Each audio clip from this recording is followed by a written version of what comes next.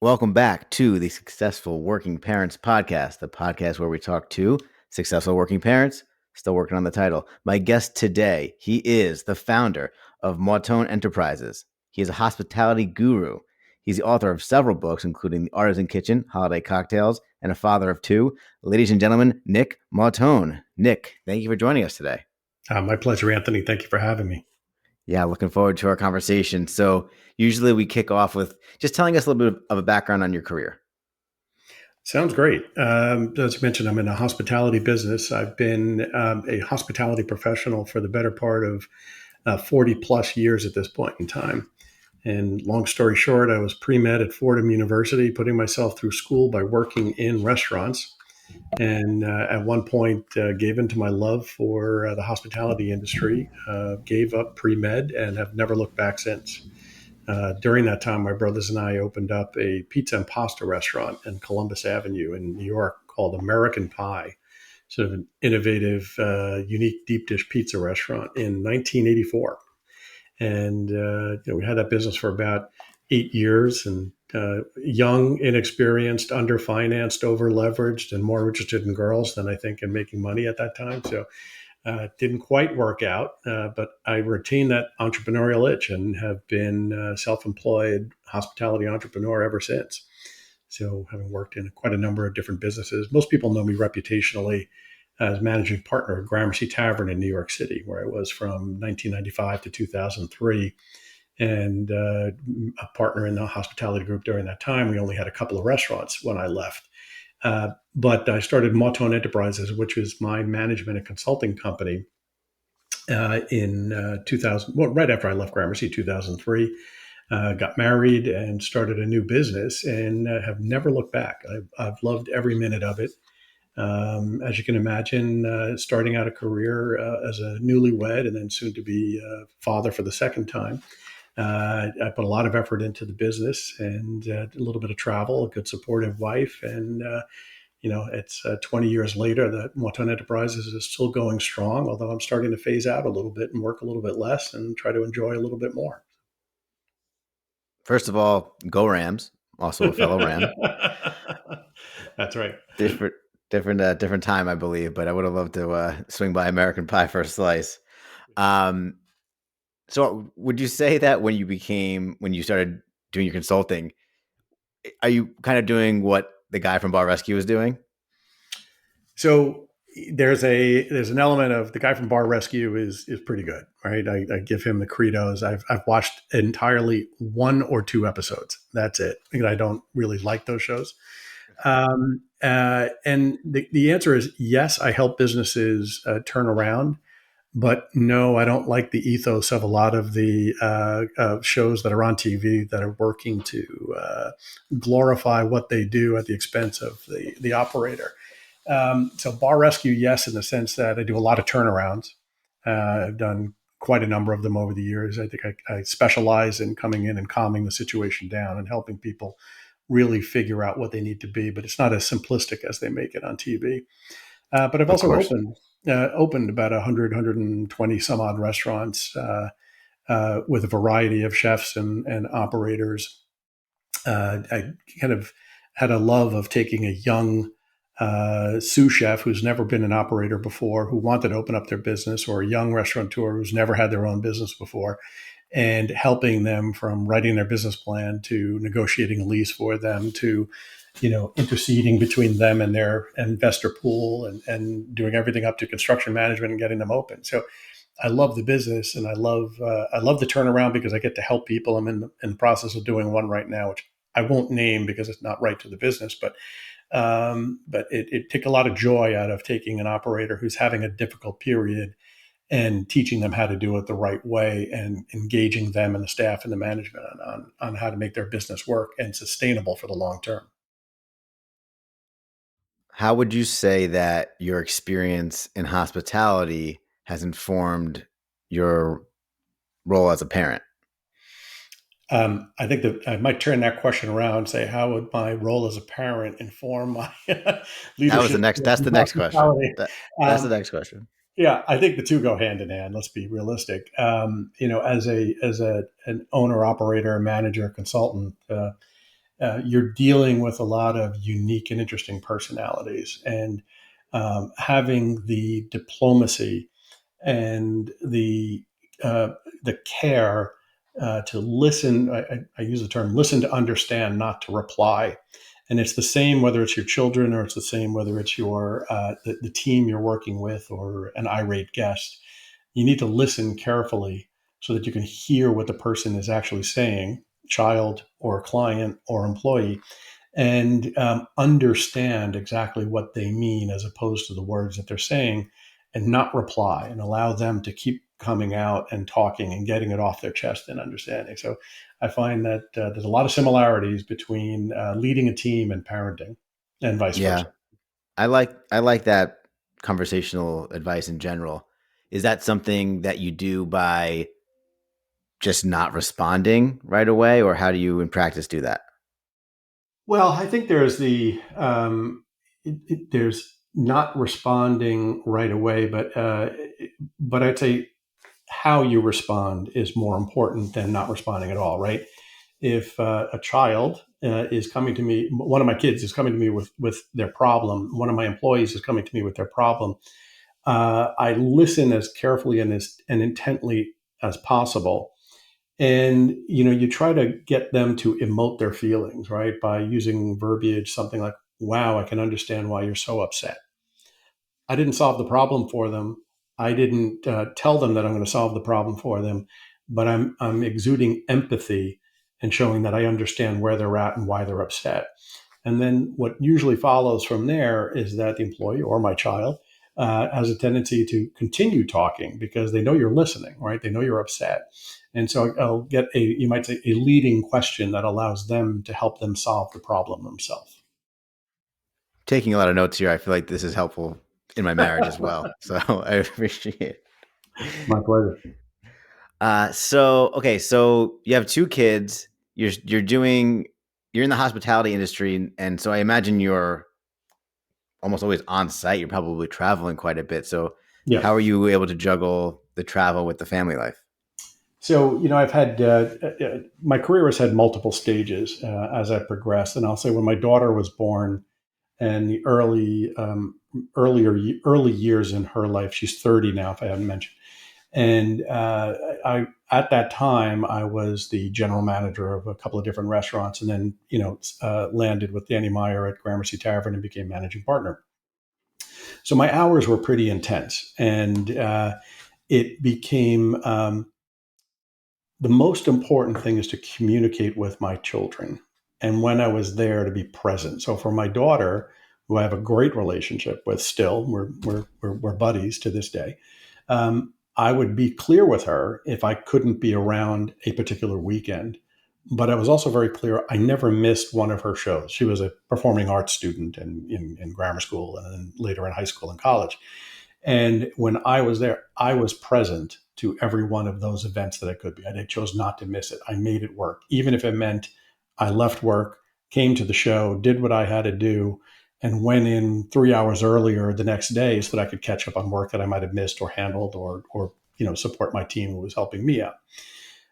As I progressed through the ranks and my schedule became a little bit easier, I had a little bit of the luxury of the ownership role where a lot of managers were doing the day to day operations for me, and I could orchestrate my schedule a little bit more flexible. But even then, the hospitality industry is intense on a schedule. When my son was born, I had morphed from a day to day operator to a consultant with numerous projects. At one point, I had 5 or 6 different projects. Some of them multi-billion, multinational corporations like Grey Goose Vodka or the Television Food Network, where I was consulting. And so, as you can imagine, I was traveling all over. But I'd say the single most important facet to that was communicating with my wife as well as my children, and having a supportive spouse, which I do. And we support each other immensely over the years in communicating what I need as opposed to what she needs, and vice versa. We found a very, very good balance in there. And to this day, my son, as I've mentioned previously, is a a student athlete going to basketball, wants to play basketball in college. I think I've missed exactly one tournament in the last 5 years. And sometimes things are unforeseen. So he knows beyond the shadow of a doubt that I'm present whenever I'm there. And I think that's the key in holding that balance.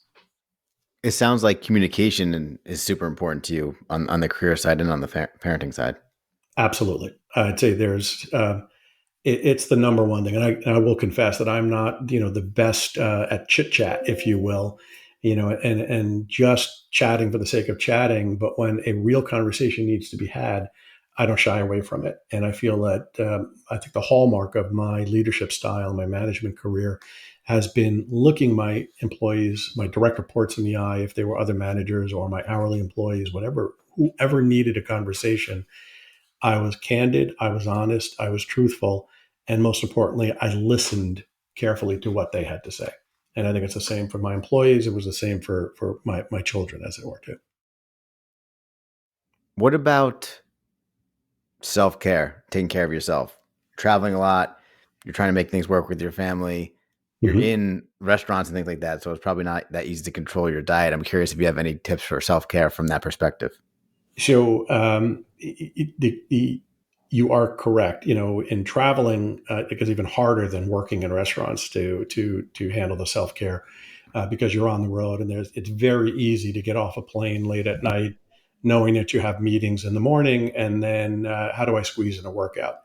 But my whole career, I've been very rigid about maintaining good health because I felt that my physical health and mental health go hand in hand with being a good boss and equally a good parent. I found myself for quite a number of years loving my schedule of getting up at 5:45 in the morning. I was in the gym by 6:15.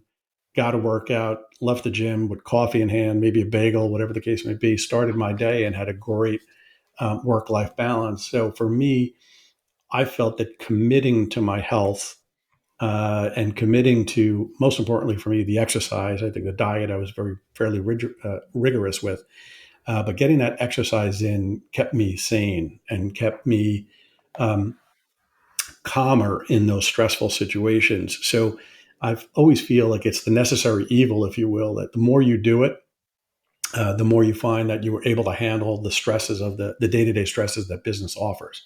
So not always easy. There have been more than a few trips where you're gone for, 10 days or 2 weeks here and there, and you get maybe one workout in, and you're eating, breakfast, lunch, and dinner in a hotel or restaurants, and it weighs on you. But the key for me is don't stress over it. Come right back when I get back home. Get right back into the routine of getting up, getting in the gym, eating healthy, moderate drinking, moderate whatever the case may be, and really live a wholesome, balanced life. Sure. I travel a lot for work, so I totally understand just eating the airplane food and the airport food and the Yeah, hotel food. It takes a toll on you. absolutely, absolutely. What about your mental health? You mentioned that a couple of times. Is the exercise a key component to that, or do you have other practices as well? Exercise is definitely a key component of that for me because I find it to be zen, and so I will read on the treadmill, listening to music, or read on the exercise bike. I'm an avid cyclist too, so whenever I can, a couple of times a week, I'll get out and do, some great road work, which is very zen for me. But I adopted yoga and meditation, frankly, back in high school when friends and I thought it was pretty cool. We were interested. We got cool. We went to a local practitioner who taught us yoga, uh, got into the meditation from there, and found that it's something I cannot live without at this point in time. More the meditation than the yoga. I do yoga occasionally, but I'm rigorous with my exercise and my diet. But the meditation, almost every night before bed, I need to have that few minutes to chill. During the course of the day, I call it a mini vacation where I may shut the door of my office. I work from home now, but I'll might go to a quiet corner. I'll just sit, close my eyes, breathe, take 5 minutes, and the next thing you know, I'm back into a settled place and follow the mindset. Martial arts they call it mushin, which is no thought, and just have several moments during the course of the day to just have no thoughts going through your head. You got to put everything aside. It's helpful, and I've been doing it for a couple of decades now. So. What what practice or kind of what, yeah, I guess what practice or what app do you use? I don't. For me, I'd studied over the years Taekwondo, Aikido, different forms of yoga, and so during those lessons and working with, um, in the dojo or whatever, you learn how to meditate. And so now it's not an app for me. It's just a quiet moment of reflective breathing, of clarifying thoughts, a little bit of humming, whatever the mantra might be, or whatever I need at that particular moment. But it's self induced, if you will, not. Sure. I've been meditating myself for about 10 years now. And likewise, I feel like it's been just so key to my well being and just the way I approach life. It's great to see how mainstream is starting to become, but even 10 years ago, it was a That's right. weirder thing to be doing. Certainly, none of That's my right. friends were doing it at the time.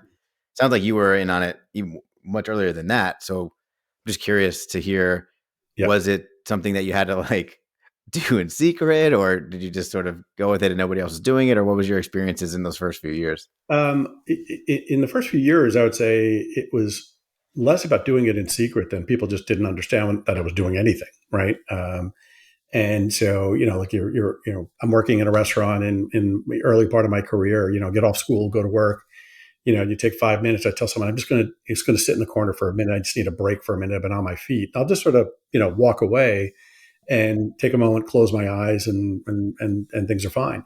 And it's something I can't do without. And I've maintained that in my career. I've tried to talk to employees and managers that are in my sphere to get involved in it as well, because I just think it's so beneficial to maintaining our sense of calm and our sense of clarity of thought.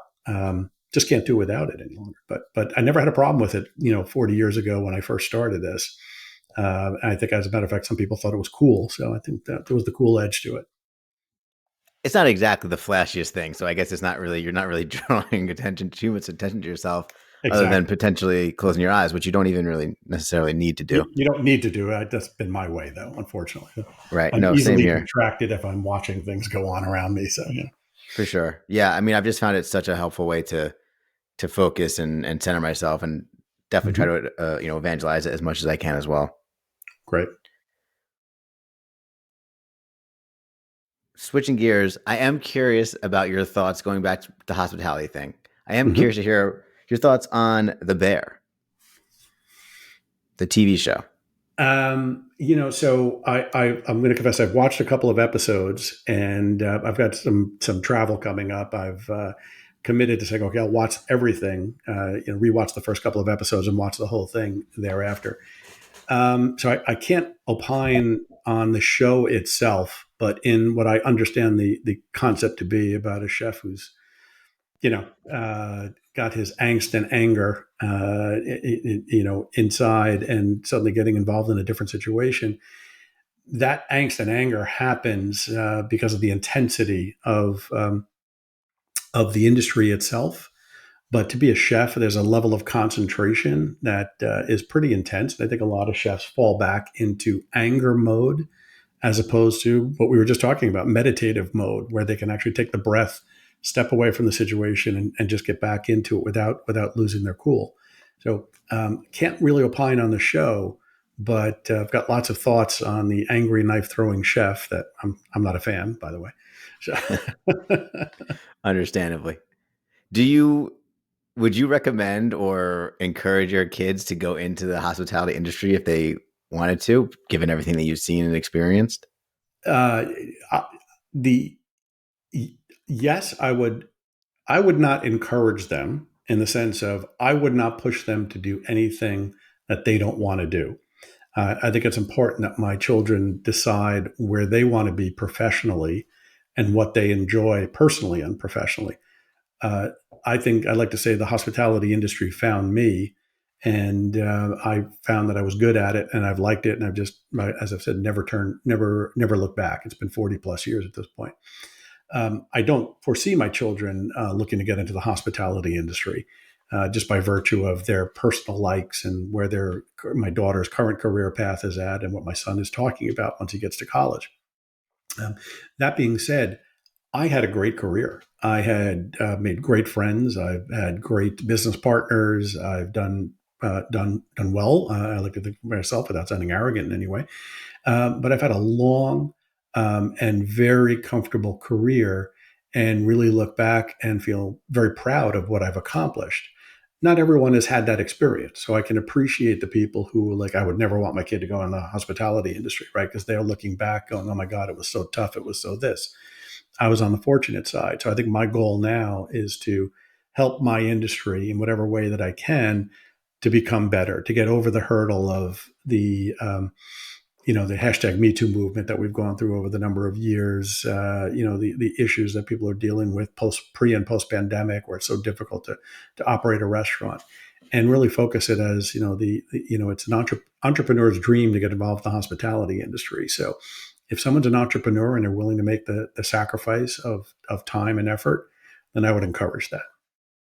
Yeah, how was COVID, by the way? I imagine it was a tough time to be in that space. So I'd say it was an extremely tough time. For me personally, I had transitioned. I moved from New York to Seattle, and we moved for an opportunity my wife had to run a philanthropy that was based here.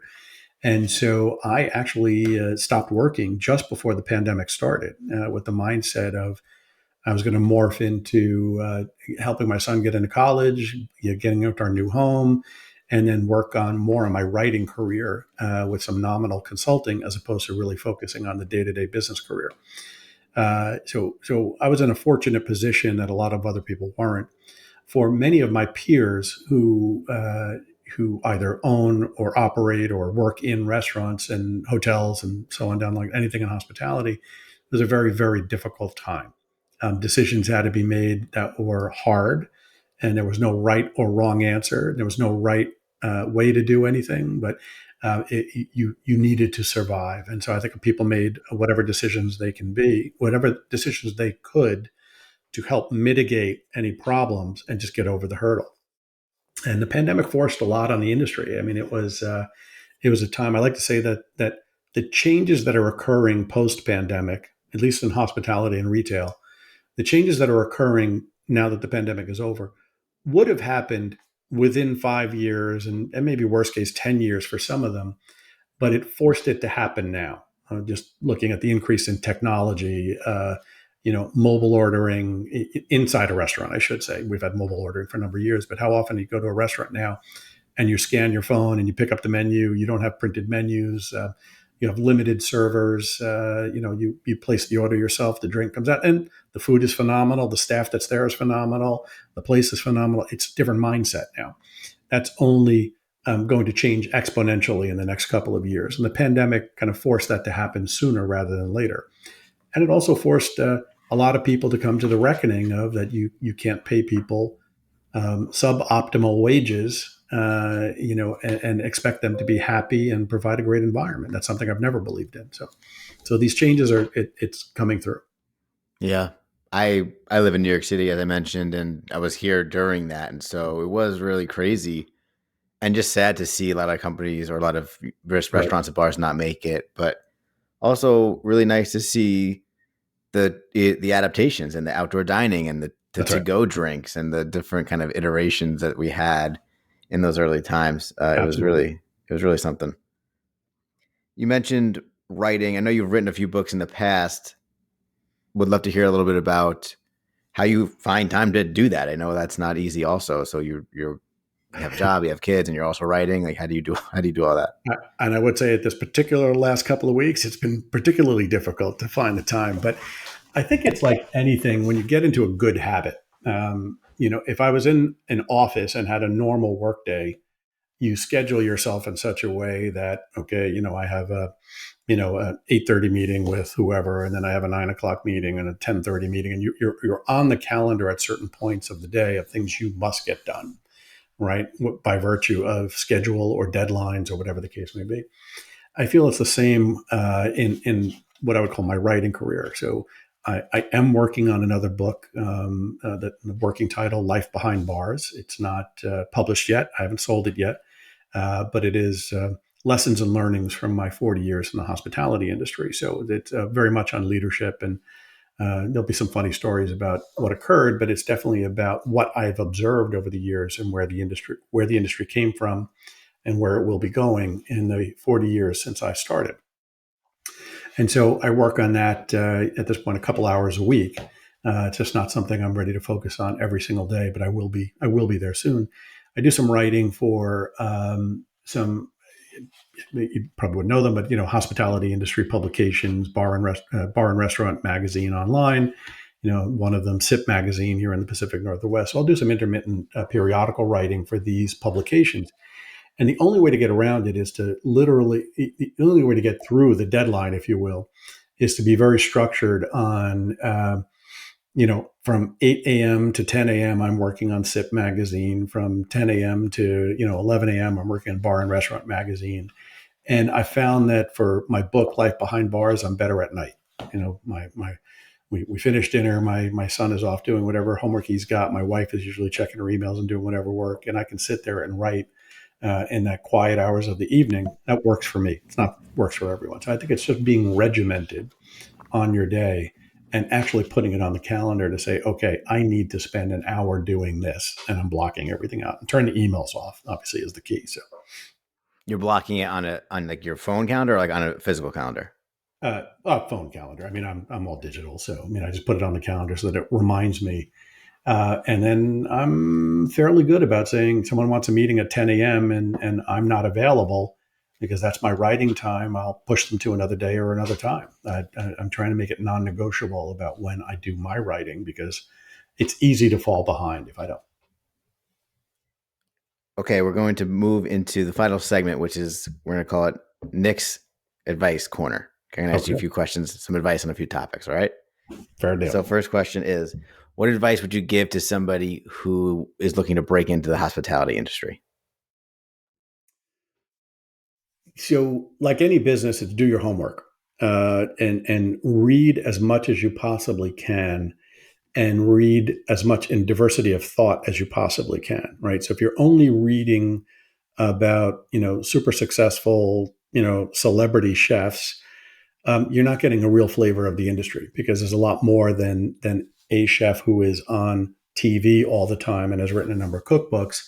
They have one aspect of the industry, so you need to read as much as you possibly can to understand the ups and downs and the pitfalls that you might be facing. Right, that's number one. You have to go into it with the mindset of this is a business, and am I getting in this because of I want to change careers into this business? Because a lot of people go into it with the notion of going to the hospitality industry with the notion of I'm a great cook, I'm a great mixologist at home, this is great, I love it, and people are going to come visit me. And once they get involved, the reality falls on them fairly quickly that, I need to have my ducks in a row. I need to have a business plan. I need to have a roadmap for how I'm going to work this business. I need to understand, how to do an inventory. So I'd say, read everything you possibly can. Talk to a lot of people in the industry so that you can get some real opinions from people who have gone through the fire and come out the other side, and then have a clear understanding of where you want to go from there. What's the best advice you've ever received? Ooh, I think as I used the term earlier, listen to understand, not to reply.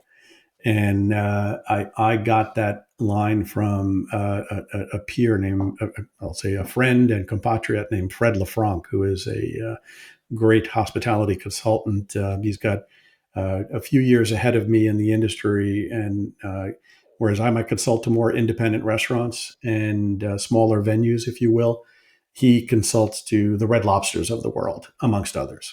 He's a brilliant and funny and charming man. The reason I bring that up is because I think I inherently knew that you need to listen to people, and I inherently knew you can't, be in their face with a response at all times. But when Fred and I had a conversation, and he dropped that quote in my lap and said, you need to tell them to listen to understand, not to reply. It resonated with me so much that I've stuck with that as up to and including I use that in my review process for managers and people that I'm working with. What advice would you give to your former self? Uh, Well, it depends on which stage of life, right? So when I was in my 20s, I would say stop focusing on going out at night and chasing girls and focus on managing your business because we had a great business. And if I knew more back then about what I know now about how to really manage things, I think my brothers and I might still have that pizza restaurant. But um, all joking aside, I say it's really inherently starting with a budget and having that roadmap and really focusing on that roadmap on two levels. Early in my career, I knew that I wanted to hire people who were like me, meaning nice people and smart and people I wanted to be around. I didn't understand that it was core values that I was really looking at. So I think there's two roadmaps every business needs to have. You need to have the financial roadmap of I have $1,000 and that's my budget for the month. And how am I going to spend it on food and waiter and labor and so on and so forth, right? At the end of the month, I hope to have a profit. But your core values are the roadmap of your soul, of your emotions, of everything else. And if you don't manage through core values, you'll never hit the financial side. So way back when I was a young operator starting out with my brothers, we inherently knew what we wanted. We didn't know how to articulate that, both from core values and financial. Okay, let's say I'm having 10 people over my apartment. Okay, like a little dinner cocktail party. What hors d'oeuvre would you recommend that I make, and what cocktail would you recommend that I serve that would be both impressive but not too difficult for me to make?